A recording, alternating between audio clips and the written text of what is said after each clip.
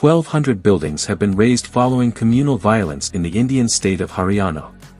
Most of these buildings are said to be owned by Muslims. The Haryana government has demolished a total of 1,288 buildings in 11 towns and villages of Nuh district since the communal violence that started on the last day of last month. A total of 37 sites covering 72.5 acres of land were demolished. And most of these buildings were inhabited by Muslims. According to official data, the demolished buildings are in Nuh, Nalhar, Punhana, Toru, Nungal Mubarkapur, Shapur, Agon, Adbar Chowk, Nalhar Road, Taranga Chowk and Nagaina. Haryana Chief Minister Manohar Lal Khattar's Special Duty Officer Jauhar Yadav claimed that those involved in the violence were identified on August 1 in a meeting with the local panchayat. After that it was decided to demolish their building.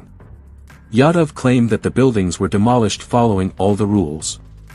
Before this raid they also took legal opinion and checked all the records. Meanwhile, Rohingya refugees lived in many of the demolished buildings.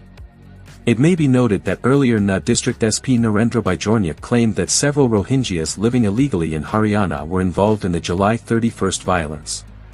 It is alleged that these Rohingyas threw stones.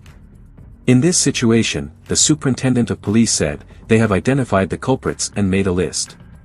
And many have been arrested based on the evidence. It is known that there are at least 17 Rohingyas in the police's suspect list.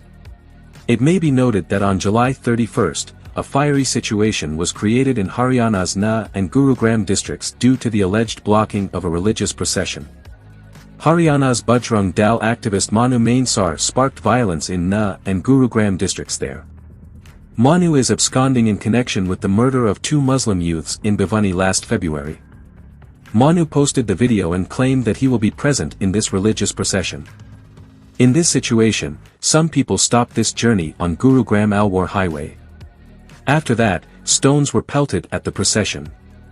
Stones were thrown at government and private vehicles.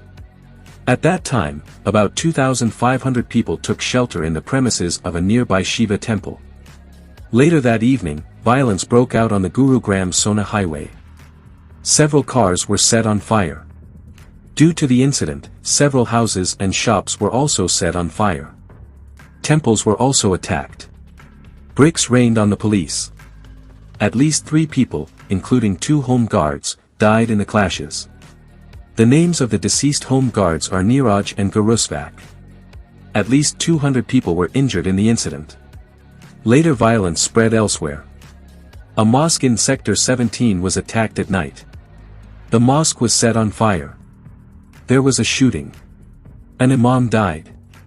3 others were injured. Hindustan Times.